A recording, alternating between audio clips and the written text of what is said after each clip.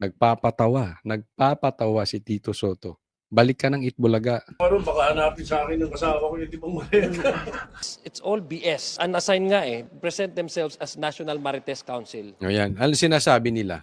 Yung mga maiingay sa Kongreso, sila yung nakakatanggap ng maleta. Let me repeat kasi kailangan madiinan. Yung mga maiingay, yan ang nakakatanggap ng maleta. Kasi kada hearing, kada buka ng bibig, pera. Daig pa nito mga pokpok eh. Yung mga pokpok bubuka, ikita. Ito bubuka rin eh. Kaya lang bibig. Kada buka ng bibig nito kita. Nabulaanan naman ng mga nabanggit ng mga umunoy dating militar ang alegasyon laban sa kanila, sabay question sa timing nito kasabay ng pagdinig ng ICC. Sabi pa ng Philippine Navy, hindi nila naging miyembro ang ilan sa mga ito habang ang ilan dishonorably discharged. Nakatutok si Mav Gonzalez. Sa gitna ng resolusyon ni Senadora Amy Marcos na imbestigahan ang mga revelasyon ng 18 ex-military personnel, sabi ni Senate President Pro Tempore Ping Lacson, dapat i-evaluate muna kung ano ang kredibilidad ng source at ang reliability ng impormasyon nila. Pinky! Halatang-halata si Pinky. Sabi ni Amy, imbestigahan sa Senado. Kasi baka peke. Ang sabi ni Pinky, wag muna. Tingnan muna natin. Pustahan tayo. Hindi papaimbestigahan ni Pinky at saka ni Soto. Tatama na naman tayo. Baka sabihin niya nakachamba na naman tayo. Pustahan. Aayaw si Tito Soto at saka si Pinky. At ang reliability ng impormasyon nila. Ang mga ex-military personnel na ito, bahagi raw ng sistema ng paghahatid ng mali-maletang pera sa ilang opisyal ng gobyerno, kabilang umano si Pangulong Marcos. May mga portions doon na pwede na sabihing credible, pero may mga questionable. Number one, ang sinabi lang 805 billion yung napunta, yung pinamahagi o napunta kay Congressman Saldi. Nag-abogado na naman si Pinky. Halatang-halata si Pinky. Ang yaman na siguro nito. Ang dami na siguro nitong nasubi. I mean, para talagang isanla mo na yung kaluluwa mo sa damonyo. Hindi po pwedeng walang kapalit na yaman yon. Halatang-halata eh. Ngayon mo nag-aabogado siya. Paano niya in-explain? Tingnan niyo mabuti anong sabi niya? Meron naman parte doon na may punto sila. Pero meron ding parang kaduda-duda. Tapos in-explain nyo na yung kaduda-duda. Hindi niya sinabi kung ano yung meron silang punto. Nagigets nyo kung paano nila. Kunwari, balanse siya. May tama yung mga Marines. Pero may mali din. Tapos ito. Ang haba na nung sinabi niya sa mali. Edi dapat sana sinabi mo ano yung tama. Sinabi mo din. Pinky talaga.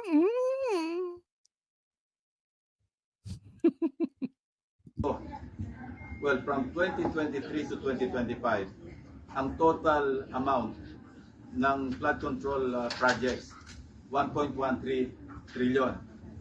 So kung ang napunta kay Congressman Saldico allegedly 805, that's at least 70% of the total appropriations for the same period sa flood control projects. So puro ghost na yung nandun.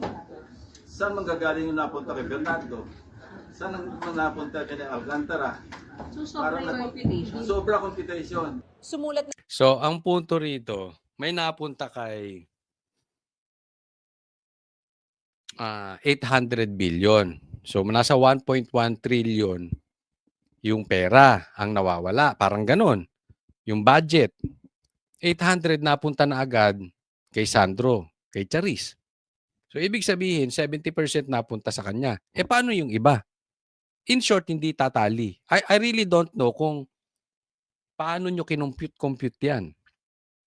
Diba? Pero alam nyo, madali naman kasing kumuha ng pera kung saan eh. Una, ito hindi aking opinion lang hindi naman tayo eksperto rito. Pero they can print money if they want to. Naisip nyo ba yun? Hindi nyo ba napapansin kaya posibleng pagka nag-print ka ng print ng pera, babagsak ang ekonomiya? Pwede yun. Hindi ko sinasabing yan yung nangyari. Ang sinasabi ko, posible. Diba? Kasi ang punto niya, hindi nagtali. Hindi naman natin alam. Baka may nag-donate. Diba? O kung saan man. But in short, dapat pabulaanan na hindi talaga na-deliver. Ang punto lang natin, iimbestigahan nga, Lacson. Eh di para magkaalaman kung totoo yung sinasabi ng Marines. Bakit lumalabas kang nag-aabogado kay Bongbong? Meron ka na agad conclusion.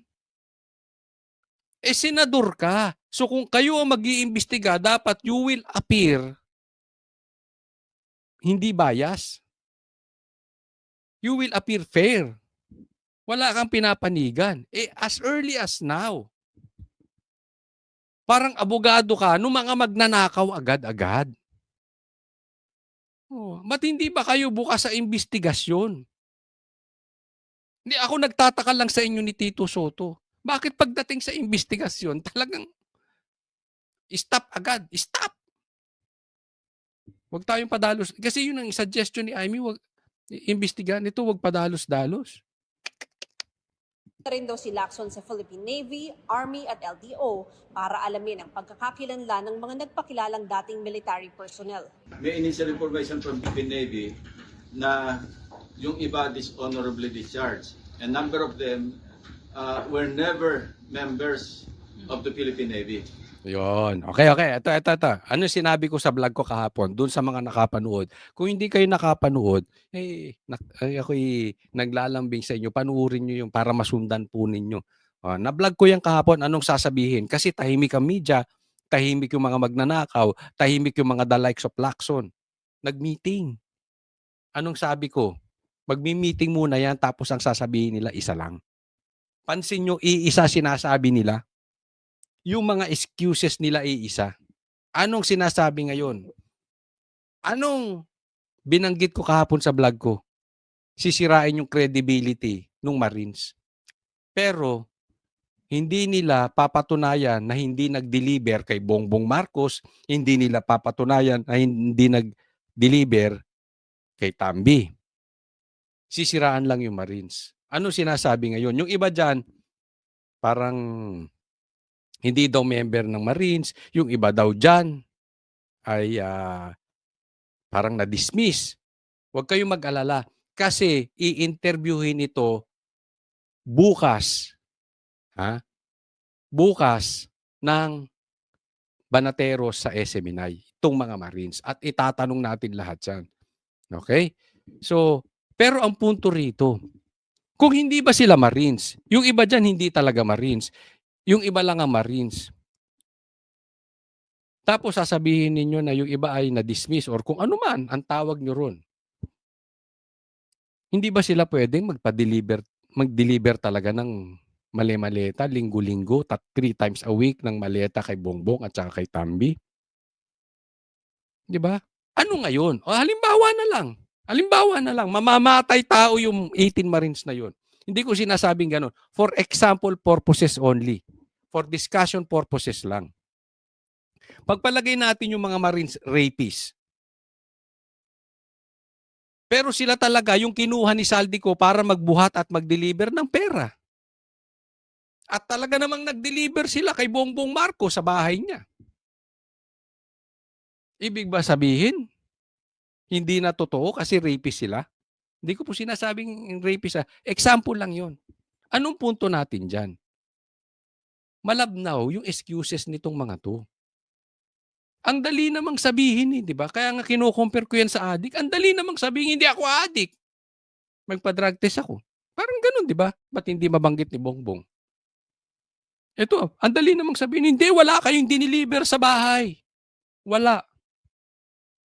Hindi. Anong ginagawa? Sinisiraan. Bakit? Kasi alam nila may ebidensyang ilalabas na nag-deliver talaga sa bahay. Ayaw nila dalin dun. Dahil pag sinabi nilang hindi nag-deliver, maglalabas yung Marines. Marami pang kasunod na lalabas eh. Dadalhin nila doon sa kasamaan ng Marines. Gigets nyo? Yan si Pinky Lacson. Nag-abogado na sa kabila. Doon sa mga magnanakaw. So doon pa lang, makukwestiyon natin yung credibility ng source. If true, Pagkatapos ng verification, pwede raw paharapin sa Senado ang mga ito. Nagsabi na ang Philippine Navy na hindi kailanman naging miyembro ng Philippine Marines o Philippine Navy ang apat sa mga Yung 4 hindi naging member ng Marines. 18 yun. Do the math. May 14 pa. So 14 yung Marines. Hello? Babaw ha? lumabas na ex-military personnel. Karamihan din daw sa mga ito ay na-dishonorably discharged. Ayan, na dishonorably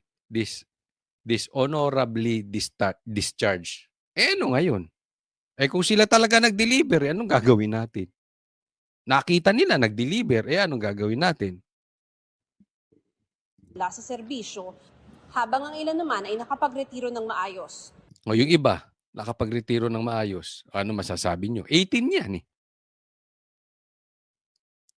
Yung mga nagretiro ng maayos, yun din ang sinasabi. Nag-deliver siya sa bahay ng adik na yan. Pero hirit ni Lacson, tila kahina-hinala ang timing nila. the timing, parang nakatiming to, bakit yung ICC ngayon na nakapokus?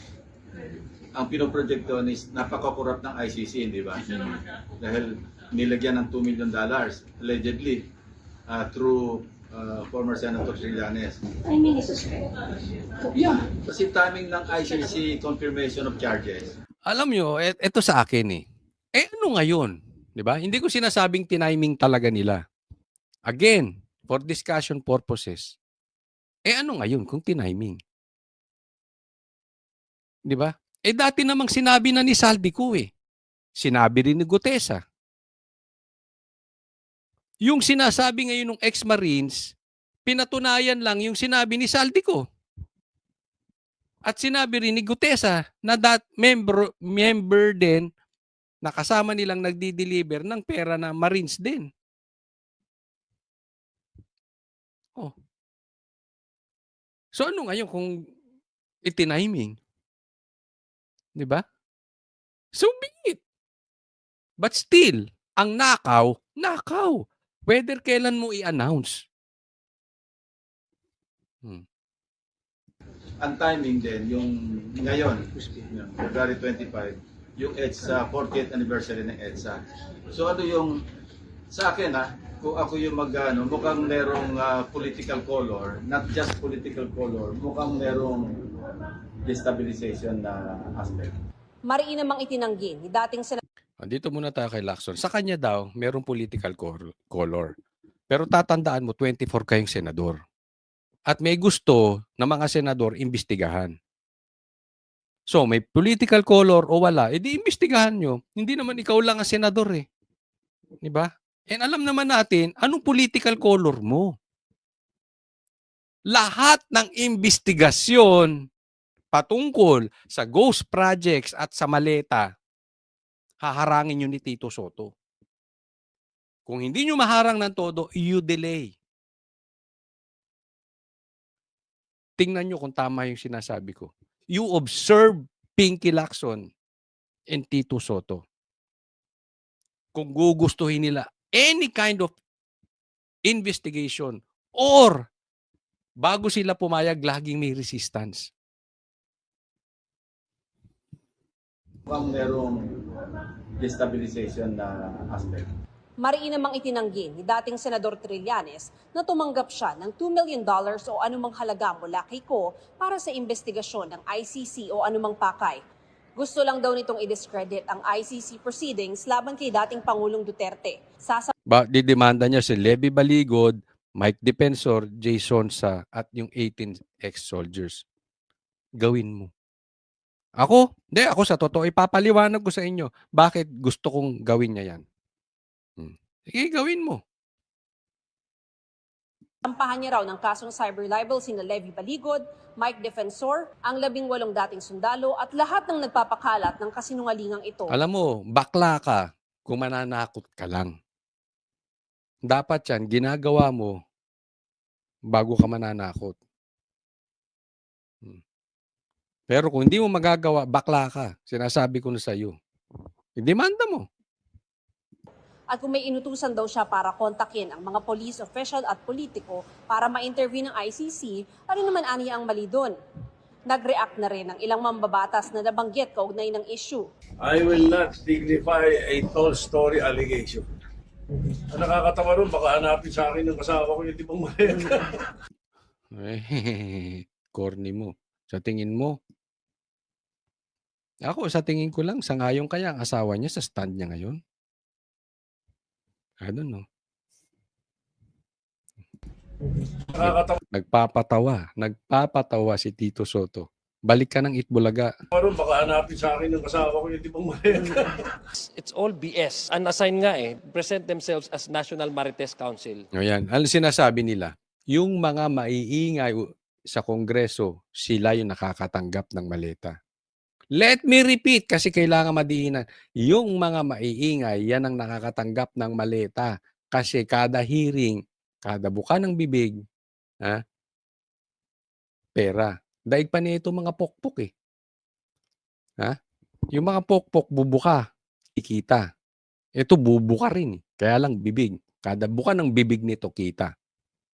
So kung may pokpok, pokpok din to mga to. Yung mga ex-Marines nagsabi niyan ha. Nilulutawag sa mga ganyan. Sabi naman ni Representative Laila De Lima, Bakla, na ito nabanggit ako sa nagtatanong lang ha. National Uli. Marites Council. Bakla ba to? I have nothing against sa... Kasi ano eh, ano siya eh. Tatanong ko nga kay Sir Jack. Kasi yung galawan niya parang bakla. Tsaka alam mo yung mga hirit niya? Parang gay linggo eh. Linggo ba ang tawag niyo ron? Lingwahe ng mga bakla. Tawag sa mga ganyan. Sabi naman ni Representative Laila De Lima na nabanggit din sa affidavit, tingnan na lang ang timing ng paglutang ng ex-military personnel na tumaon sa confirmation of charges ni dating Pangulong Duterte, pati na sa pag-usad ng impeachment complaint laban kay Vice President Sara Duterte. Tinawag ng chief at katawa-tawa ang paglutang ng mga alegasyon na layon lang daw i-distract ng mga tao mula sa tunay na issue, ang paghusga sa mga Duterte. Ang timing. Kita mo lahat sila? Ano sinasabi? Timing. Kahapon yung press con, hindi nagbalita ang media, hindi nila binalita yung sinabi sa press con, inantay nila yung GC siguro, tapos iisa sila sinabi, ito sasabihin natin ha, timing. Questionin nyo yung timing. Nung sasagot na itong mga congressman, saka nagbalita yung mga media. Kasi may sagot na, pagbalita nila, may sagot na yung congressman. May sagot na yung mga magnanakaw, di umano. May sagot na yung mga kumikbak ng maleta. Galing, no? Nakita nyo? Nakita nyo anong galawan ng mga animal?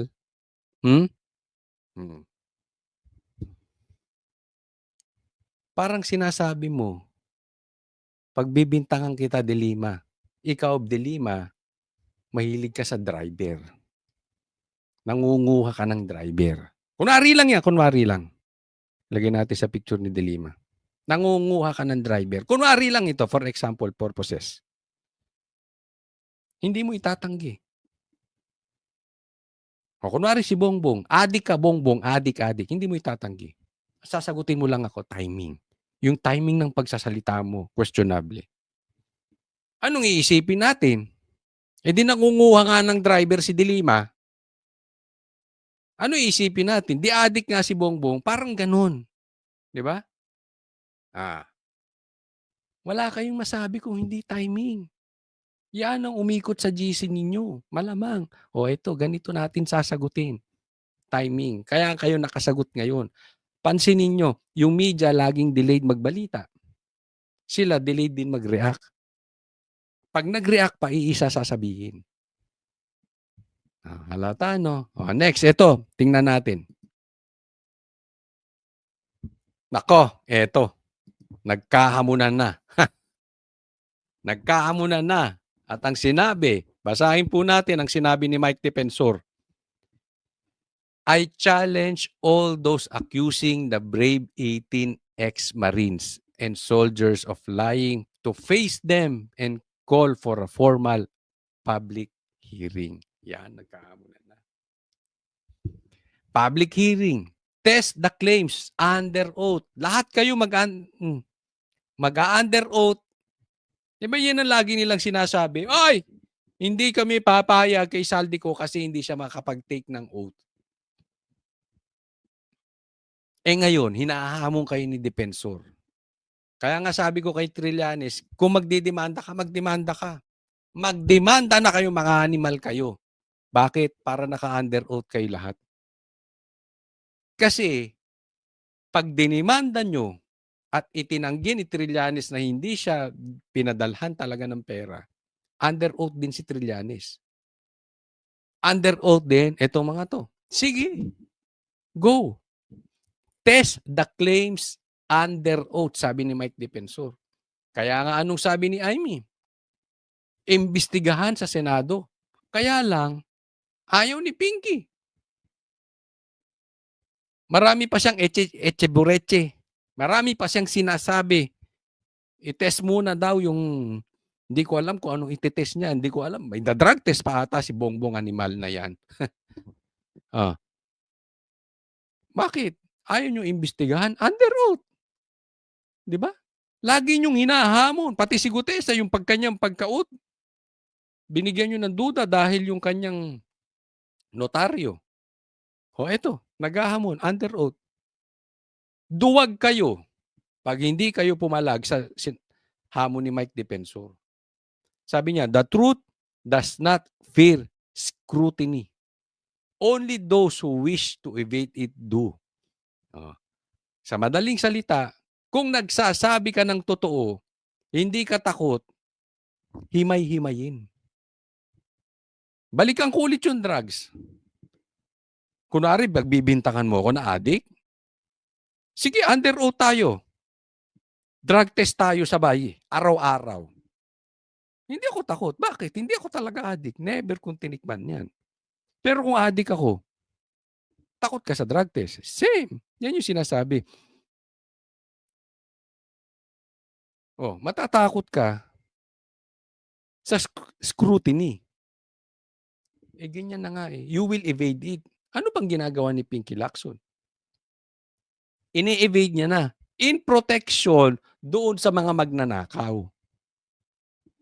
So panawagan, mga kapatid, mga taong bayan, tulungan po ninyo ako.